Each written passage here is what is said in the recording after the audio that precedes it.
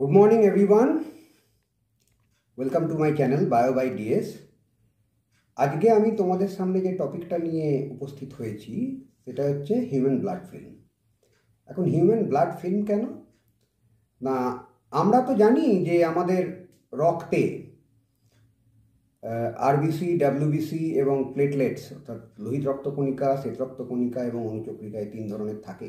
তা সেইগুলো কীরকম দেখতে হয় সেটা তো কখনো চোখে দেখিনি। রক্ত কোথাও কেটে গেলে আমরা দেখি রক্তের রং লাল, কিন্তু অ্যাকচুয়ালি লোহিত রক্তকণিকা বা আরবিসি বা ডাব্লিউবিসি বা প্লেটলেট অনুচক্রিকা কীরকম দেখতে হয় সেটা দেখতে গেলে আমাদের একটা ব্লাড ফিল্ম বানাতে হবে।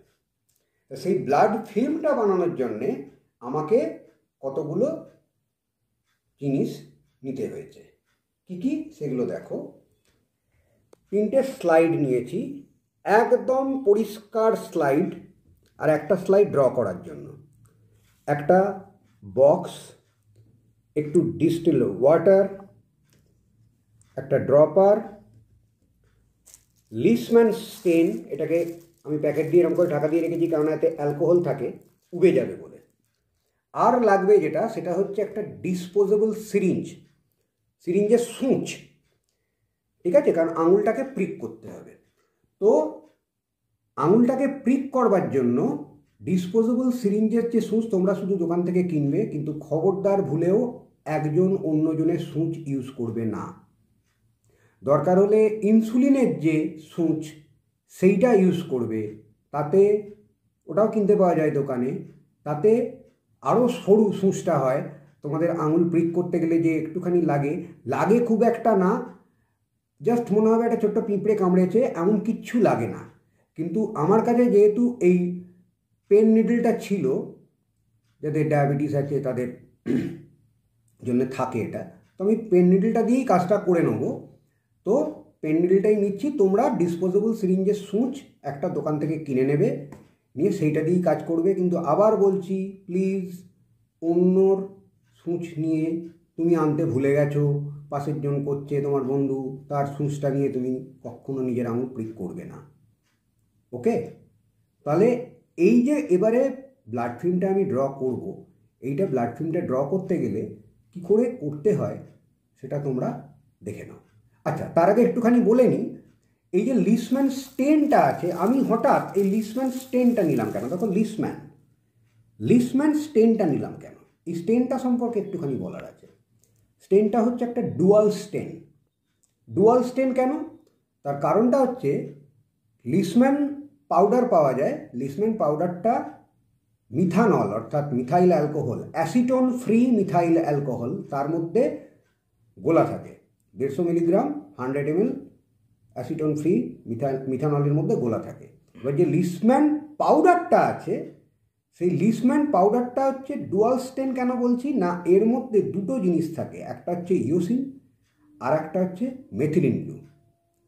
এর মধ্যে ইওসিনটা হচ্ছে খানিকটা অ্যাসিডিক ইন নেচার, হোয়ারাস মানে একটু আম্লিক, আর মেথিলিন ব্লুটা হচ্ছে বেসিক ইন নেচার অর্থাৎ একটু ক্ষারীয়। এখন কি হয়, কেন এই স্টেনটা নিয়েছি? আমাদের যে লোহিত রক্তকণিকা আছে, লোহিত রক্তকণিকার মধ্যে কোনো নিউক্লিয়াস থাকে না, কিন্তু শ্বেত রক্তকণিকার মধ্যে নিউক্লিয়াস থাকে, আবার সাইটোপ্লাজমও থাকে।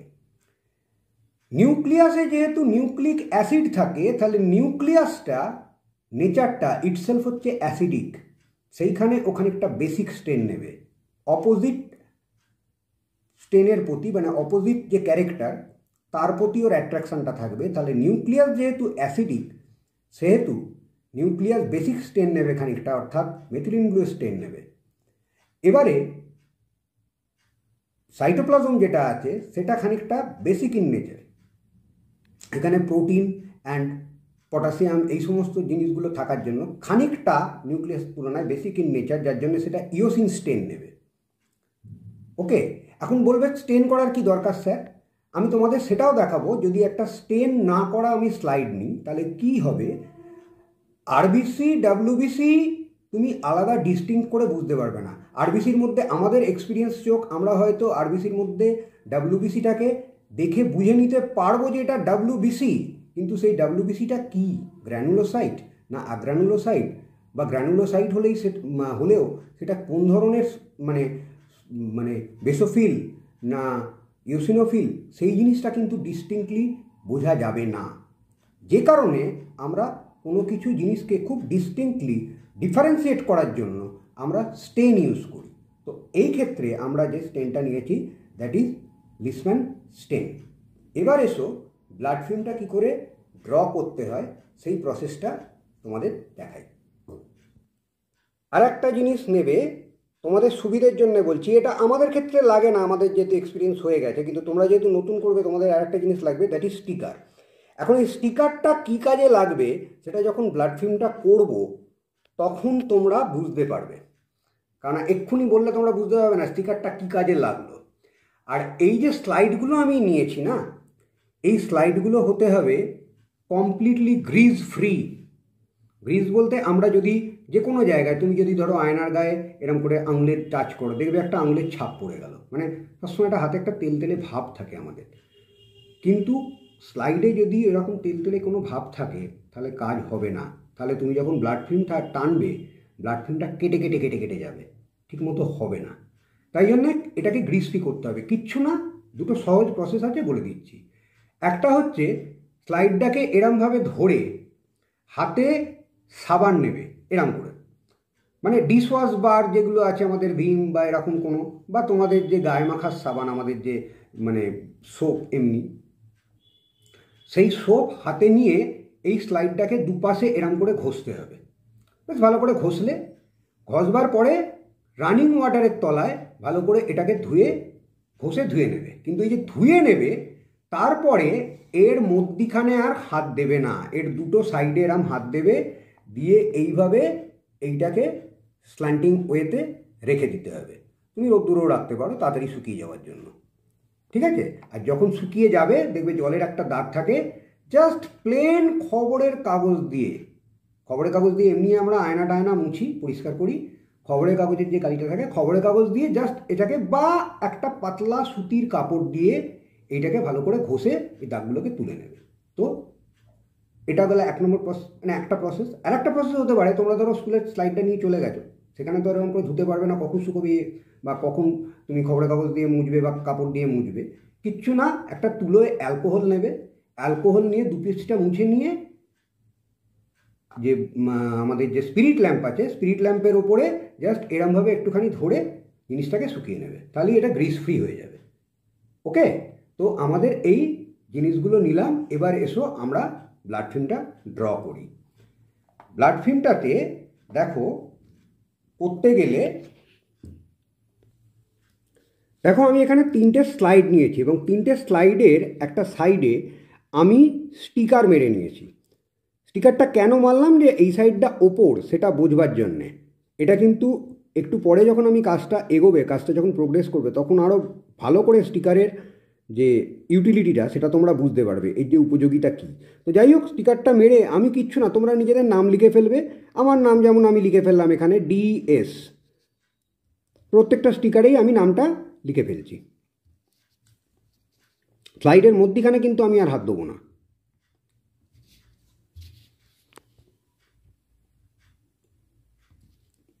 ওকে, এবারে একটা স্লাইড আমাকে নিতে হবে এক্সট্রা, সেইটা দিয়ে আমাকে ড্র করতে হবে ব্লাড ফিল্মটা। সেই স্লাইডটা একটুখানি অপরিষ্কার হলেও, দেখো এখানে একটুখানি মেথিলিনের দাগ লেগে আছে, অপরিষ্কার হলে ক্ষতি নেই, কিন্তু তার এই এজটাকে আঙুল গোলালেই তুমি বুঝতে পারবে স্মুথ না কড়কড় করছে। যদি কড়কড় করে থাকে, অর্থাৎ এজটা যদি একটু ভাঙা গোছের হয়ে থাকে তাহলে কড়কড় করবে, ঠিক আছে? একটু রাফ সারফেস হবে, সেই দিকটা দিয়ে কিন্তু ভালো হবে না তোমাদের ব্লাড ফিল্মটা টানা। তো এই সারফেসটা যেন আঙুল দিয়ে একটু দেখে নেবে, আঙুলটা দিয়ে এরম বুলিয়ে, যাতে কড়কড় না করে, একদম স্মুথ যাতে সারফেসটা হয়। ওকে, তাহলে এবার আমি ব্লাড নেব। তার আগে কি করব, অ্যালকোহল সোয়াব আমার কাছে আছে। তোমাদের স্কুলে হয়তো অ্যালকোহল সোয়াব যদি না থাকে, তুলোতে একটু অ্যালকোহল নিয়ে আঙুলটাকে ভালো করে মুছে নেবে। কারণ অনেক সময় আমরা ওই প্রিক করবার আগে যদি আঙুলে কোনো জাম্পস থাকে সেটা তো ভেতরে ঢুকে যেতে পারে, তো সেই জন্য আঙুলটা আগে আমি মুছে নিলাম অ্যালকোহল সোয়াব দিয়ে। এবারে আমি এই আঙুলটাকে একটু ব্লাডটা এরম করে টেনে আঙুলের ডগায় জড়ো করব, করে জাস্ট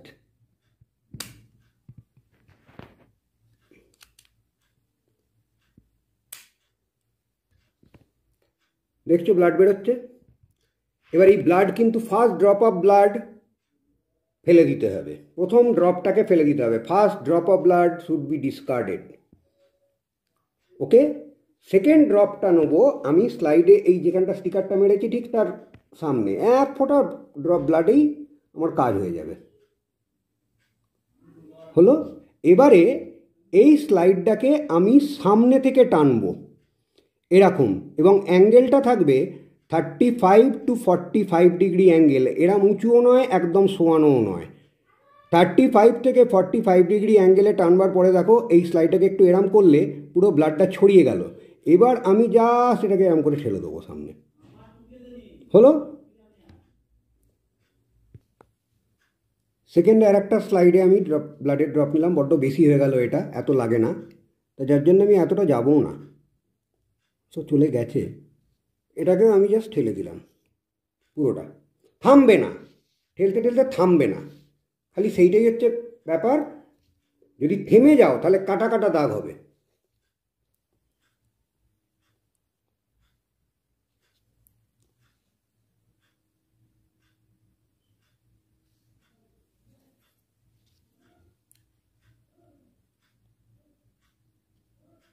এটাকেও জাস্ট আমি করে রাখলাম। এবারে এই যে স্লাইডগুলো হলো এই তিনটেকে আমি জাস্ট শুকোনোর জন্যে এরকম স্ল্যান্টিং পজিশানে রেখে দেবো। কখনো সানলাইটে ডাইরেক্ট রাখবে না, পাখার তলায় রাখবে। সানলাইটে রাখলে ডাইরেক্ট তাড়াতাড়ি, তোমরা ভাবছো যে তাড়াতাড়ি শুকোনোর জন্য সানলাইটে রাখবো, সানলাইটে রাখলে কিন্তু ব্লাড সেলগুলো ব্রেক করে যাবে। একে ব্লাড ফিল্মে যা কাজ হবে সেটাকে শুকোনোর জন্যে সবসময় দরকার হলে পাখা চালিয়ে দেবে, কিন্তু সানলাইটের তলায় ডাইরেক্টলি রাখবে না। তো এসো 2-3 মিনিট আমি রাখবো এটাকে, দেখো তার মধ্যে শুকিয়ে যাবে। আমরা 2-3 মিনিট ওয়েট করি। এবারে দেখো স্লাইড দুটো শুকিয়ে গেছে। এবারে আমি কি করব না, এই স্লাইডটাকে আমি বক্সের ওপরে এরম ওপর দিক করে রাখবো। এই জন্যেই স্টিকারটা মারা, কোনটা ওপর কোনটা নিচ বুঝতে সুবিধে হবে, ঠিক আছে? তো আমি এইটাকে বক্সের ওপরে, বক্সের মধ্যে রাখলাম, দিয়ে এর মধ্যে আমি যেটা ফেলবো দ্যাট ইজ লিসম্যান স্টেন। কিরাম না, যে ব্লাড ফিল্মটা আছে তার উপরে পুরো কভার করে দেবো লিসম্যান স্টেনটাকে।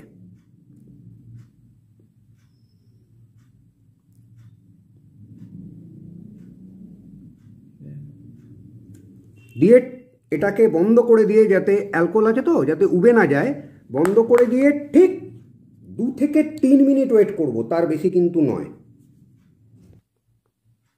2 থেকে 3 মিনিট হয়ে গেছে। এবারে এর ওপরে আমি জাস্ট অল্প এর ওপরে ডিস্টিল ওয়াটার দিয়ে দেবো, বেশি নয়। এবং এই জন্যে আমি ওয়াশ বটলটা ইউজ করলাম না, কারণ ওয়াশ বটলে যদি আমি জল দিতে যেতাম তাহলে কিন্তু খুব বেশি হড়বড় করে পড়ে যেত।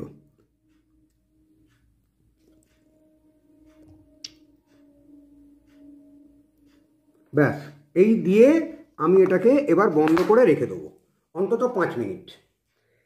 কেন আমি জলটা দিলাম তার কারণটা হচ্ছে যে ব্লাড ফিল্মে ওকে তো স্টেন করবে লিসম্যান, কিন্তু স্টেনটাকে ফিক্স করবে জল। এখানে জলটাই ফিক্সেটিভ হিসেবে কাজ করবে। সেই জন্য লিসম্যানটা দেওয়ার পরে স্টেনটা নিয়ে নিল ব্লাড ফিল্মটা, তারপরে জলটা দিলে ওটা ফিক্স হয়ে যাবে স্টেনটা, ঠিক আছে? তো সেই জন্যই জলটা নিয়ে নিলাম। এখন 5 মিনিট আমরা ওয়েট করব। 5 মিনিট হয়ে গেছে।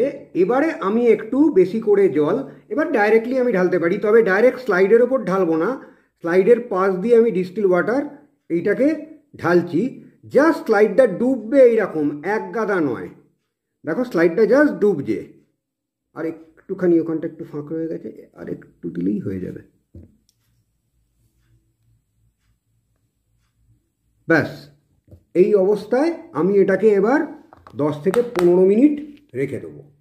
ওকে, 10 থেকে 15 মিনিট রাখবার পরে তারপরে এর কাজ, এটা ফিক্স হতে একটু সময় লাগবে। ততক্ষণ এসো আমরা হিমাটোলজিটা অর্থাৎ ব্লাডের যে বিজ্ঞান যাকে বলে হিমাটোলজি, সেইটা একটুখানি দেখে নিই। এই যে ডব্লিউবিসি, আরবিসি, প্লেটলেটস, এগুলো কোথা থেকে এলো, এদের কত সংখ্যা থাকে, সেই জিনিসগুলো আমরা একটু দেখে নিই একটা ফ্লোচার্টের মাধ্যমে। আমাদের হিমাটোলজিতে যেটা বলছে সেটা হচ্ছে যে আরবিসি, ডাব্লিউবিসি এবং প্লেটলেটস তিনটেই উৎপন্ন হয় রেড বোন ম্যারো থেকে।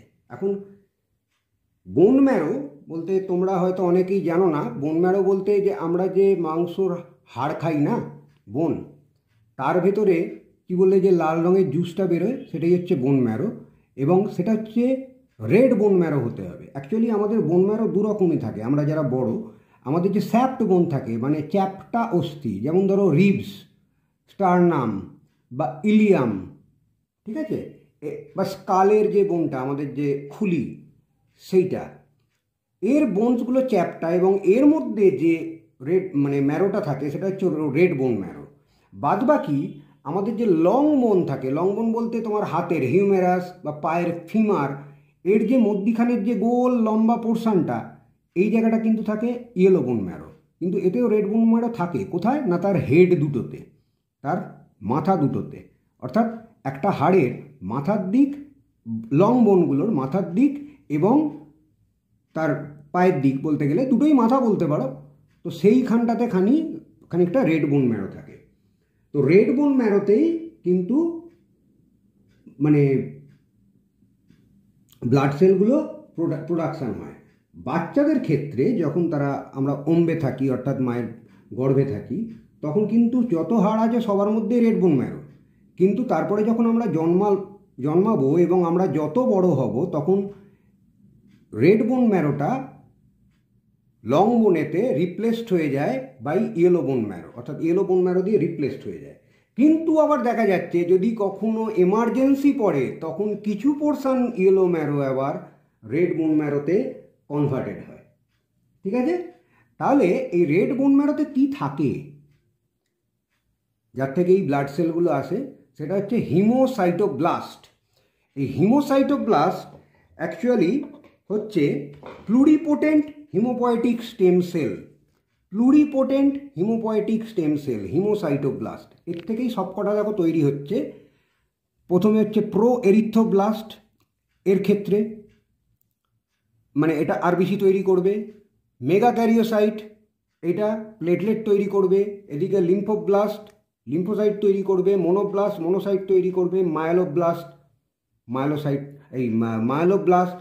সেটা হচ্ছে তোমার যে গ্র্যানুলোসাইট, সেগুলোকে তৈরি করবে। ওকে, তোমরা দেখো রক্তের মধ্যে কি থাকে। রক্তের মধ্যে যেটা আছে সেটা হচ্ছে দুটো পোর্শন আছে রক্তের, একটা হচ্ছে প্লাজমা বা রক্তরস, একটা হচ্ছে ব্লাড কর্পাসেলস, রক্তকণিকা। রক্তকণিকা বা ব্লাড কর্পাসেলস তিন রকমের হয়: এরিথ্রোসাইট বা আরবিসি, লোহিত রক্তকণিকা; লিউকোসাইট বা ডাব্লিউবিসি, শ্বেত রক্তকণিকা; আর থ্রম্বোসাইট বা প্লেটলেটকে থ্রম্বোসাইট বলে, অনুচক্রিকা। নামগুলো কেন এরকম হলো? সাইট কথাটা আসছে সেল থেকে। ওকে, এরিথ্রো মানে হচ্ছে রেড কালার, যেহেতু আরবিসির রং হচ্ছে রেড, সেহেতু এরিথ্রোসাইট। লিউকো মানে হচ্ছে সাদা, যেহেতু ডাব্লিউবিসির কালার হচ্ছে সাদা, সেহেতু লিউকোসাইট। আর থ্রম্বোসাইট যেহেতু থ্রম্বাস ফর্ম করে, অর্থাৎ যখন আমাদের ব্লাড ক্লটিং করে, ক্লটিং করাটাকে বলা হচ্ছে থ্রম্বাস ফর্মেশন, সেই জন্যে যেহেতু সেখানে আমাদের প্লেটলেট হেল্প করছে, সেইটু এর নাম হচ্ছে থ্রম্বোসাইট। তো লিউকোসাইটের দুটো পার্ট আছে, একটা হচ্ছে গ্র্যানুলোসাইট, একটা হচ্ছে অ্যাগ্রানুলোসাইট। গ্র্যানুলোসাইট মানে হচ্ছে তার সাইটোপ্লাজমে কিছু গ্র্যানিউলস থাকবে।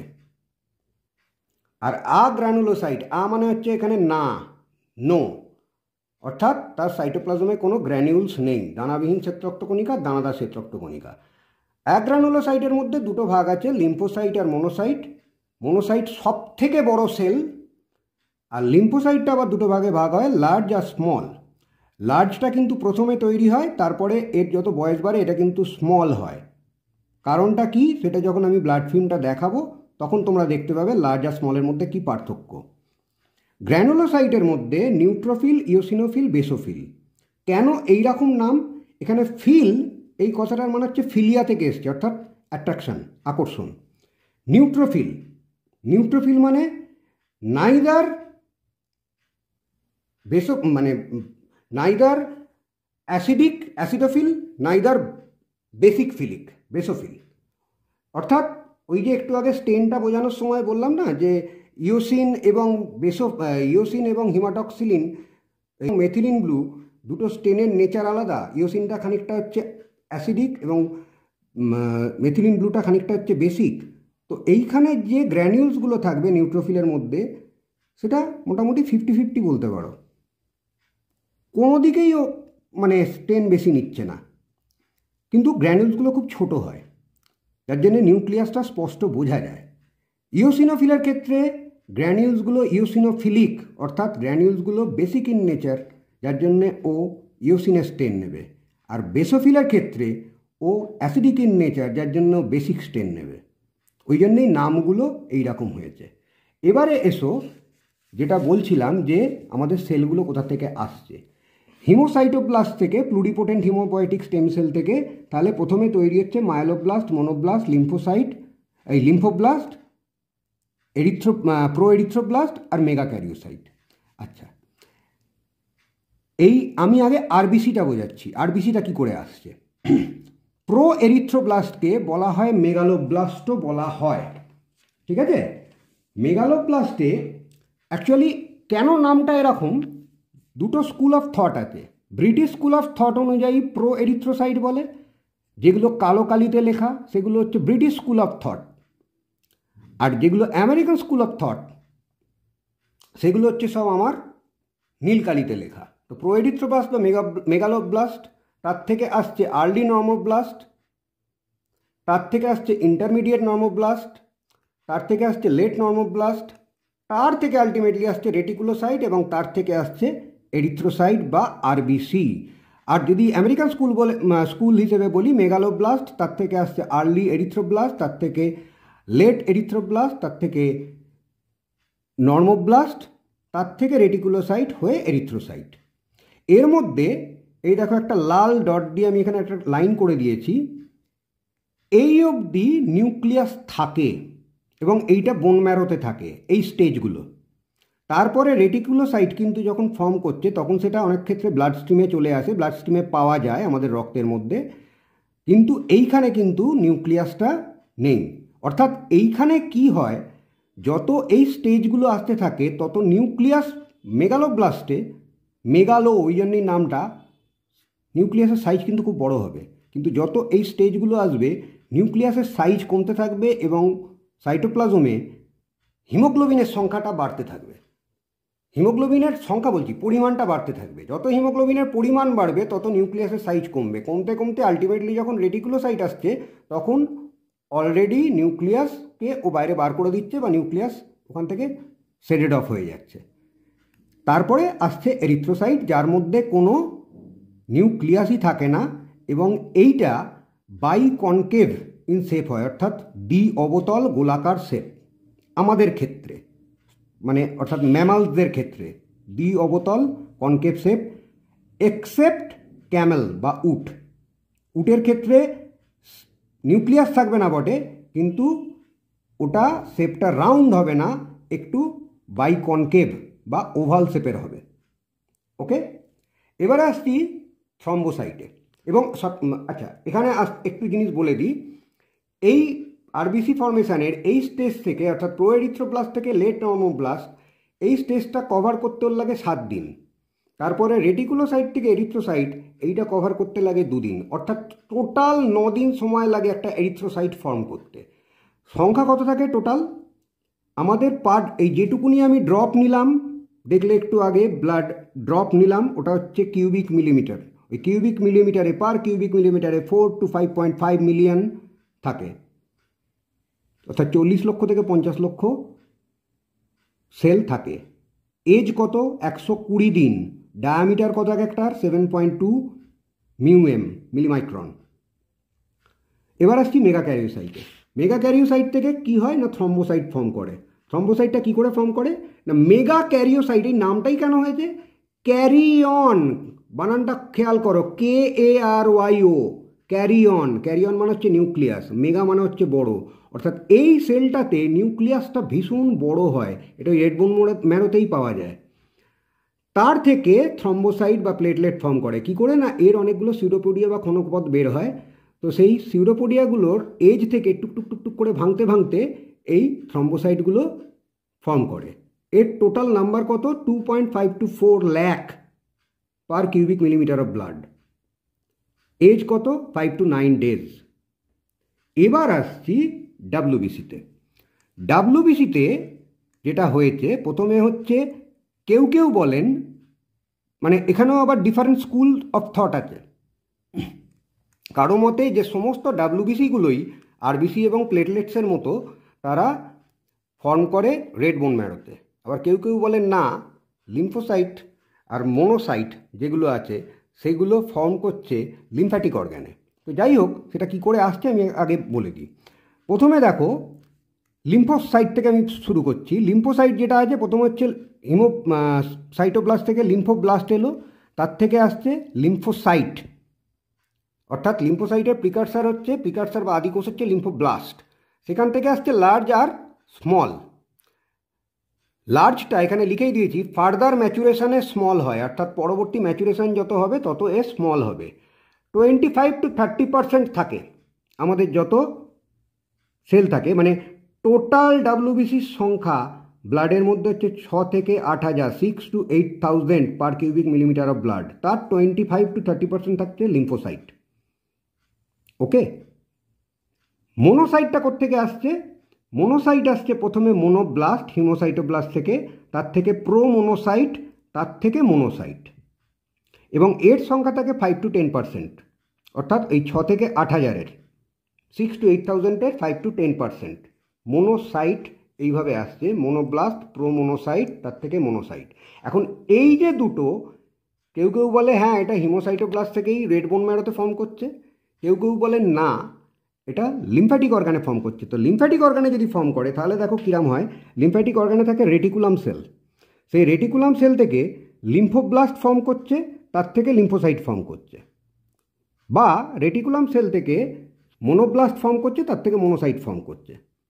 তো সেটা ডিফারেন্ট স্কুল অফ থট, ঠিক আছে, কিন্তু মোট কথা লিম্ফোসাইট আর মোনোসাইট এ দুটো আমরা ব্লাডে পাই। এবার আসছি এই লিম্ফোসাইট এবং মোনোসাইট এই দুটোই হচ্ছে অ্যাগ্রানুলোসাইট। এবার আসছি আমি গ্র্যানুলোসাইটে। গ্র্যানুলোসাইটে প্রথমে হিমোসাইটোব্লাস্ট থেকে তৈরি হবে মায়েলোব্লাস্ট, মায়েলোব্লাস্ট থেকে তৈরি হবে প্রোমায়েলোসাইট, তার থেকে মেটামায়েলোসাইট, তার থেকে মায়েলোসাইট, অর্থাৎ মায়েলোসাইটের প্রিকার্সার হচ্ছে এইগুলো মায়েলোব্লাস্ট, প্রোমায়েলোসাইট, মেটামায়েলোসাইট, তার থেকে মায়েলোসাইট। এবং মায়েলোসাইট এবার তিনটে ভাগে ভাঙে, নিউট্রোফিলিক মায়েলোসাইট, ইওসিনোফিলিক মায়েলোসাইট, বেসোফিলিক মায়েলোসাইট।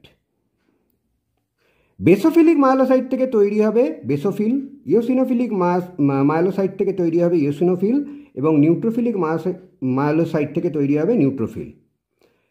এই যে লাল দাগটা আমি দিয়ে দেখিয়ে দিয়েছি যে অর্থাৎ এইখান থেকে এই যে সেলগুলো এইগুলো কিন্তু ব্লাড স্ট্রিমে পাওয়া যাবে না, এইগুলো আইদার ওই রেড বোন ম্যারোতে পাওয়া যাবে বা তোমার লিম্ফ্যাটিক অর্গান যেগুলো আছে আমাদের, অর্থাৎ লসিকা গ্রন্থি লিম্ফ্যাটিক অর্গান মানে সেইখানে পাওয়া যাবে। তো যাই হোক, আলটিমেটলি যখন ব্লাডে এলো তখন বেসোফিল থাকছে 0 to 1%, যার জন্য একে খুঁজে পাওয়া খুব দুষ্কর, অলমোস্ট অনেক সময় পাওয়াই যায় না। ইওসিনোফিল থাকে 1 to 4% জেনারেলি, কিন্তু যদি কারুর সর্দি কাশি হয় বা কোনো কারণে তার অ্যালার্জি হয়েছে তখন কিন্তু এর সংখ্যা হুড়মুড়িয়ে বাড়বে। নিউট্রোফিলের সংখ্যা থাকবে 60 to 70%। এর মধ্যে এই নিউট্রোফিল আর মোনোসাইট এরা ফ্যাগোসাইটোসিস পদ্ধতিতে জীবাণুকে ধ্বংস করে, অর্থাৎ যে জার্মস আমাদের রক্তের মধ্যে ঢোকে তাকে ধ্বংস করে। ইওসিনোফিল হিস্টামিনেজ ক্ষরণ করে অ্যালার্জি প্রতিরোধ করে। বেসোফিল হেপারিন ক্ষরণ করে, রক্তটাকে তরল রাখতে বা রক্তটাকে লিকুইফাই করতে সাহায্য করে। আর লিম্ফোসাইট যেটা আছে সেটা অ্যান্টিবডি প্রোডাকশান করে আমাদের রোগ জীবাণুর এগেনস্টে বা যে কোনো জার্মসের প্যাথোজেনের এগেনস্টে লড়তে সাহায্য করে।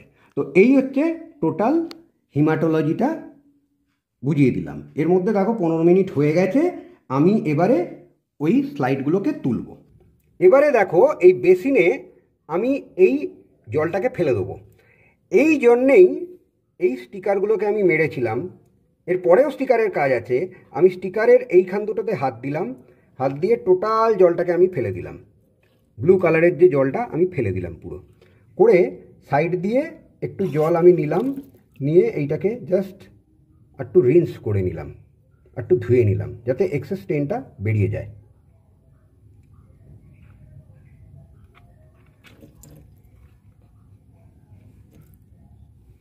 ওকে, আরেকবার আমি করে নেবো, ধোবো।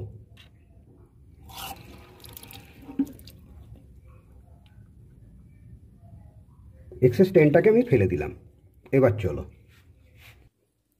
এবারে দেখো এই যে স্লাইডটা আছে, এই স্লাইডের ওপর আর নিচ এটাকে আমাকে জলটাকে শুকোতে হবে, কিন্তু ওপর আর নিচ যদি এই স্টিকারটা না মারা থাকতো আমি বুঝতে পারতাম না। তো জলটাকে যদি আমাকে ঝরাতে হয়, চতুর্দিকে জল রেখে তো লাভ নেই, শুকোতে অনেক সময় নেবে। তো তাই জন্য আমি কি করব, এর তলার দিকটা আমি মুছে নিলাম। কি করে, এইটাই হচ্ছে স্টিকারের, যেহেতু তোমরা নতুন করবে, এই স্টিকারের গুরুত্বটা এইখানে। অর্থাৎ এই স্টিকারটা থাকার জন্য কিন্তু এখানে বোঝা যাচ্ছে কোনটা আপার সারফেস। হয়তো তোমরা স্টিকার মারলে না, তাতে প্রবলেমটা কি দাঁড়াবে, যে তোমরা হয়তো এই মুছতে গিয়ে ওপর দিকটাই মুছে ফেললে। তখন যেটা প্রবলেমটা হবে, তুমি এতক্ষণ ধরে যে কাজটা করলে সেই টোটাল কাজটা গেল। ঠিক আছে, ওই জন্যে আমি কি করলাম, স্টিকার যে দিকটা আছে সেদিকটা নয়, তার উল্টো দিকটা মুছে ফেললাম। তাতে যে তলার দিকে যে স্টেনটা লেগেছিল সেটাও চলে গেল, প্লাস তলার দিকে জলটাও মুছে গেল। এবার এইভাবে এই স্লাইডটাকে আমি স্ল্যান্টিং পজিশানে আমি রেখে দেবো। এটাও তাই আমি মুছে নিচ্ছি। মুছে নিয়ে এক্সেস স্টেনটা চলে গেল, তলার দিকে স্লাইডের যেটা লেগেছিল, নিয়ে আমি এইটাকে স্ল্যান্টিং পজিশানে রেখে দিলাম। খবরদার কখনো রোদ্দুরের মধ্যে ডাইরেক্ট রাখবে না, এটাকে এইভাবেই রাখবে এবং পাখার তলায় রাখবে দরকার হলে। পাখার তলায় রাখলে তাড়াতাড়ি শুকিয়ে যাবে। ঠিক আছে, তাহলে এইটা ততক্ষণ শুকোক। এবারে আমি তোমাদের যে আগে একটা স্লাইড করেছিলাম, যেটা আমি স্টেন করিনি, 3টে স্লাইড করেছিলাম, একটা স্লাইডকে আমি স্টেন করিনি, সেই স্লাইডটাকে একবার দেখাচ্ছি, দেখো কীরকম দেখতে লাগে।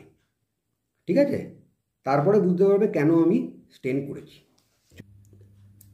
এবার দেখো, এটাকে আমি লো পাওয়ারে ফোকাস করেছি। তাতে কি দেখছো, মনে হচ্ছে চাঁদ দেখছি আমরা, চাঁদের গায়ে অসংখ্য গহ্বর।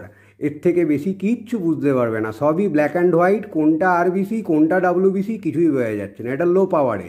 আমি এবারে যদি হাই পাওয়ারেও ফোকাস করি তাহলেও দেখো। এবার দেখো হাই পাওয়ারে ফোকাস করেছি। হাই পাওয়ারে ফোকাস করলে দেখো আশপাশে আরবিসিগুলো ছড়িয়ে আছে, যেটা বাইকনকেভ শেপ, মধ্যিখানে মনে হচ্ছে গর্ত গর্ত। আর ঠিক পয়েন্টারের মুখে একটা ফোকাস করা আছে, ওটা কিন্তু ডাব্লিউবিসি। আমাদের এক্সপিরিয়েন্স আছে বলে আমরা বুঝতে পারছি ডাব্লিউবিসি। তুমি কি কিছু বুঝতে পারছো আশপাশের সেলের সঙ্গে? সবই তো ব্ল্যাক অ্যান্ড হোয়াইট লাগছে। এবং সবথেকে বড় কথা হচ্ছে ওটা যে ডাব্লিউবিসি। এবার এটা আমিও জানি না এটা কি ডাব্লিউবিসি, অর্থাৎ নিউট্রোফিল না বেসোফিল না মোনোসাইট না লিম্ফোসাইট, সেটা আমিও বুঝতে পারছি না। সেই জন্যেই স্টেনটা করার দরকার। তো চলো এরপরে যে স্টেনগুলো হবে, সেই স্টেনগুলোর যে সেটাকেও লো পাওয়ারে, মানে স্টেন যে স্লাইড হবে সেটাকে লো পাওয়ারে, ওটা শুকানোর পরে লো পাওয়ারে এবং হাই পাওয়ারে ফোকাস করে দেখাবো, এবং চেষ্টা করব সবকটা সেলকেই যদি দেখানো যায় তো। ঠিক আছে, দেখো ব্লাড ফিল্মগুলো শুকিয়ে গেছে, পাখার তলায় রেখেছিলাম। তো এইখানে একটা জিনিস ভালো করে খেয়াল করে দেখো, এই স্লাইডটা যেটা হয়েছে, দেখবো আমরা কোন দিকটা, এদিকটা নয়, এদিক থেকে আমরা ব্লাড টানতে আরম্ভ করেছিলাম, আমরা দেখব এই দিকটা, অর্থাৎ এন্ড, যেখানে ব্লাড টানাটা শেষ হয়েছে। কিন্তু এর এন্ডটা যেরকম গেছে, এর এন্ডটা একটা টাং শেপ হয়ে গেছে, আমাদের জিভের ডগা যেরকম, সেরকম একটা টাং শেপের হয়ে আছে। ব্লাড ফিল্ম টানা কিন্তু ভালো হচ্ছে এইটা, মানে এইটা হচ্ছে থিওরিটিক্যালি কারেক্ট। ঠিক আছে, তো চেষ্টা করবে যে ব্লাড ফিল্মটা যখন টানবে সেটা যেন এরকম লাস্টের দিকটা টাং শেপেড আসে। এবারে চলো আমরা স্লাইডগুলো দেখে নিই হাই পাওয়ার এবং লো পাওয়ারে, যে কীরকম দেখতে লাগে। ওকে, চলো দেখো মাইক্রোস্কোপে লো পাওয়ারে প্রথমে আমি ফোকাস করেছি ব্লাড ফিল্মটাকে। তো এর থেকে ভালো লো পাওয়ারে তোমরা কিছুই বুঝতে পারবে না। তার কারণটা হচ্ছে যে লো পাওয়ারে এর ভিজিবিলিটি খুব একটা স্পষ্ট নয়।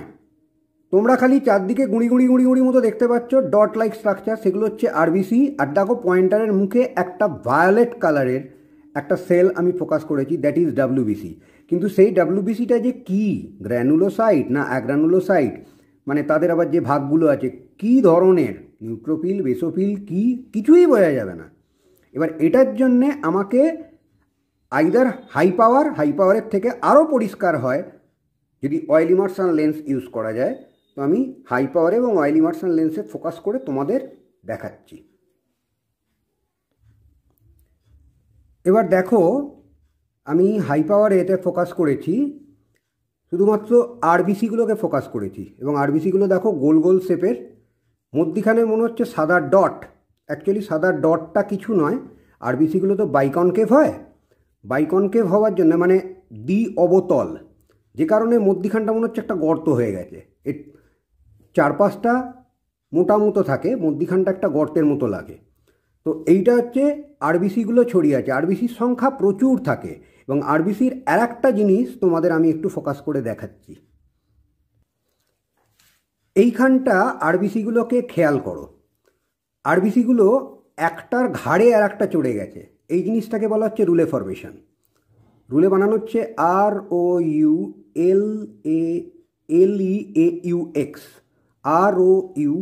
ROULEAUX, রুলে formation. কেন এটা হয় না, আরবিসির ঘনত্ব যেখানে বেশি থাকে, ওর যেহেতু দ্বি অবতল বা বাইকনকেভ শেপ, সেহেতু আরবিসিগুলো একটার ওপরে আর একটা চড়ে যায়, করে একটা লম্বা চেনের মতো, মানে ক্যারামের ঘুঁটি যেমন সাজানো থাকে ওইরকম একটা ফরমেশন ও ফর্ম করে। তো দিস ইজ রুলে ফরমেশন। আচ্ছা, এই প্রসঙ্গে একটা জিনিস বলে রাখি, তোমাদের অনেকের হয়তো স্কুলেতে মাইক্রোস্কোপে পয়েন্টার থাকবে না। তো তোমরা যখন দেখবে তখন তোমরা সবসময় এই যে ভিজুয়াল ফিল্ডটা, অর্থাৎ গোল সাদা মতো যে ফিল্ডটা দেখছো, এইটাকে সবসময় কল্পনা করবে একটা ঘড়ির ডায়াল, মানে ক্লকের একটা ডায়াল। এবার ক্লকের ডায়ালে যেমন থাকে 12, 1, 2, 3, 4 করে, এবং আমরা বলি 12টা বাজে কি 3টে বাজে বা 6 o'clock এরম করে যে বলি। তো তোমাদের যদি আমি বলি, অনেক সময় একটা হয়তো ফোকাস করলাম পয়েন্টারের মুখে, আর একটা বললাম দেখে নাও যে 4 যেখানে লেখা থাকবে বা 4 যেখানে লেখা থাকবে সেই দিকটা করে দেখো, ওই জিনিসটা দেখতে পাবে। তো তাহলে তোমরা বুঝতে পারবে যে কোন জিনিসটাকে আমি বলতে চাইছি। ওকে, তাহলে আরবিসিটা দেখানো হলো। এবার হচ্ছে আমি প্লেটলেট ফোকাস করছি। এবার এই জায়গাটাকে ফোকাস করে দেখো, ভালো করে খেয়াল করে দেখো, মনে হচ্ছে কিউমিন পাউডারের মতো গুঁড়োর মতো ছড়িয়ে আছে, নীল নীল ডট ডট ডট ডট।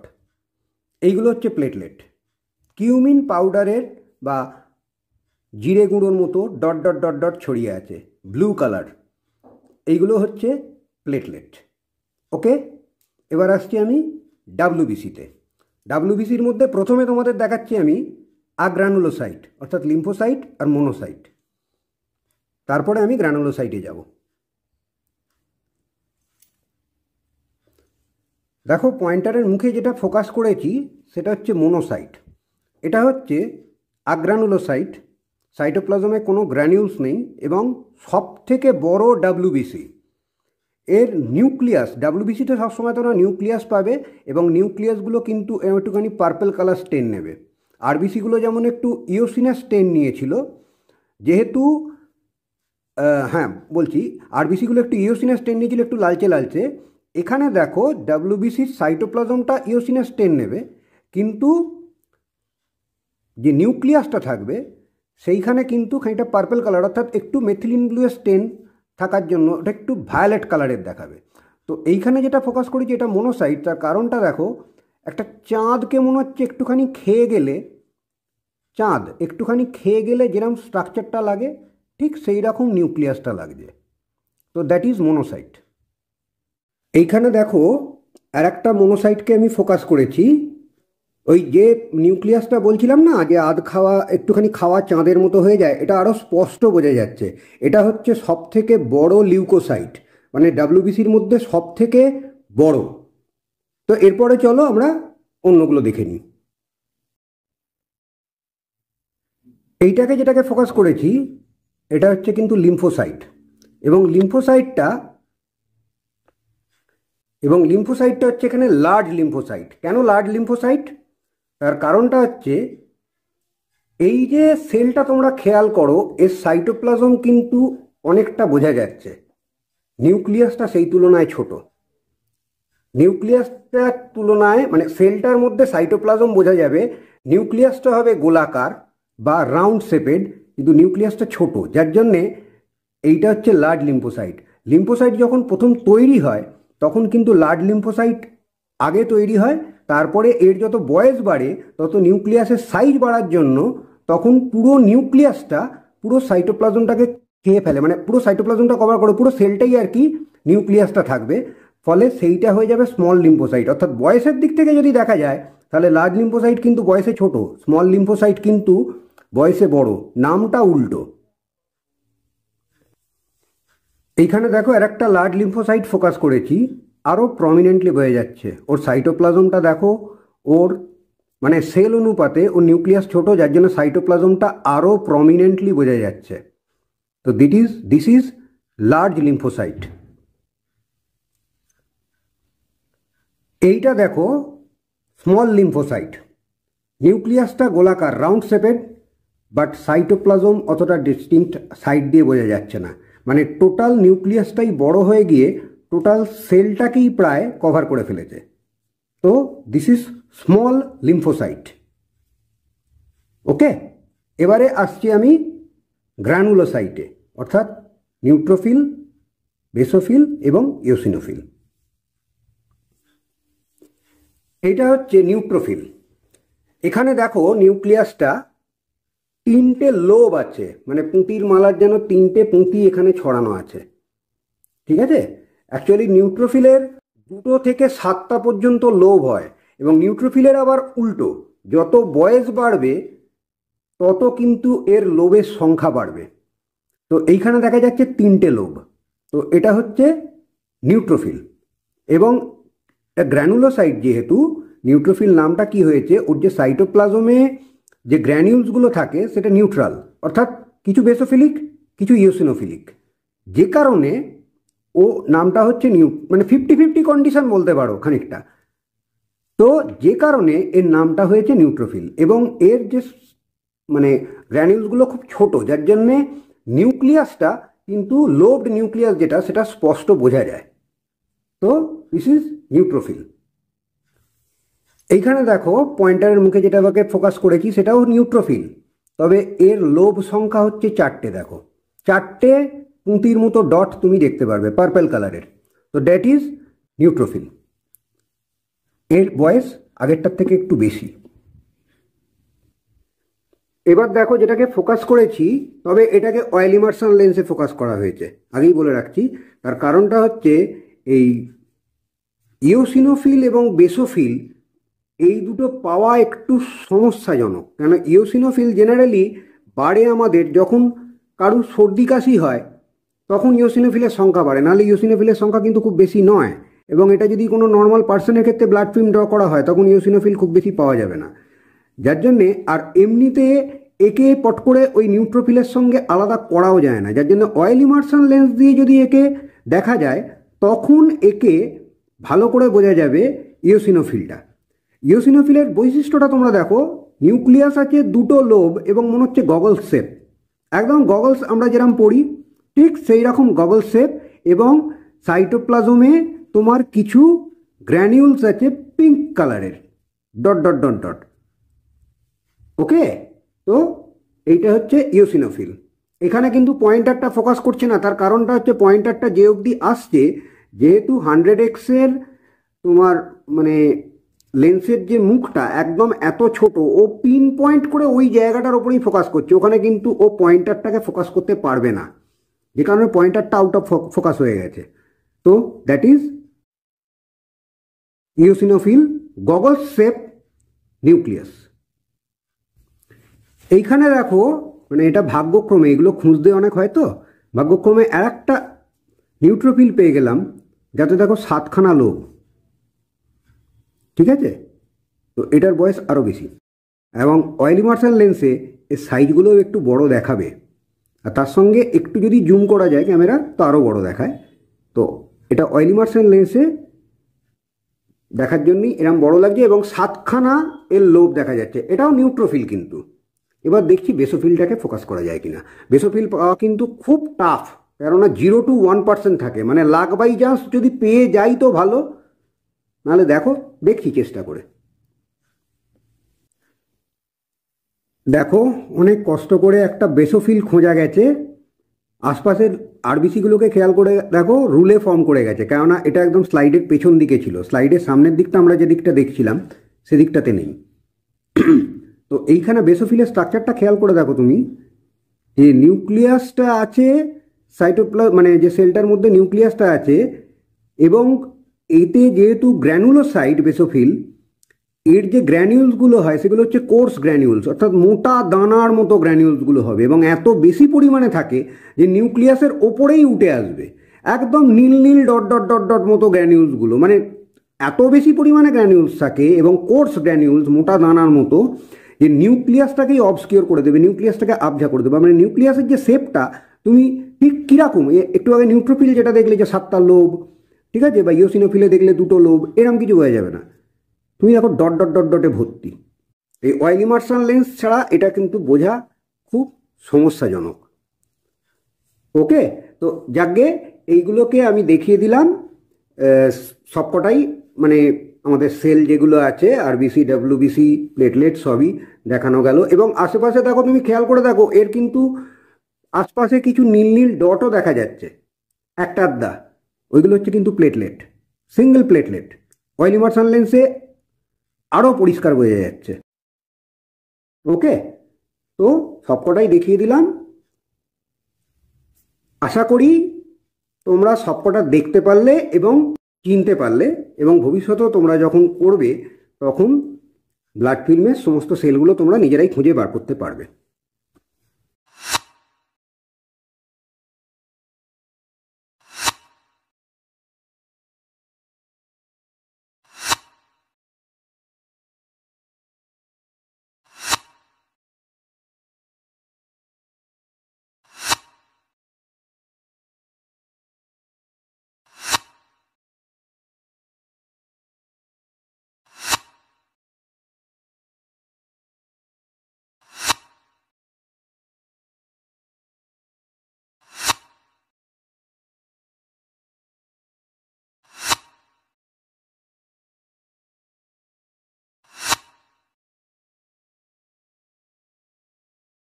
তাহলে দেখতে পেলে যে ব্লাড ফিল্মটা ড্র করাটা খুব একটা আহামরি, মানে অনেকের আবার আছে রক্ত দেখলে একটু মাথা ঘোরে, তারা একটু সাবধান। সাবধান বলতে এমন মাথা ঘোরার মতো কিছু নয়, 1 ড্রপ ব্লাড দিলে কিচ্ছু হয় না। এর থেকে অনেক মানে রক্তারক্তি কাণ্ড আমরা দেখি চতুর্দিকে।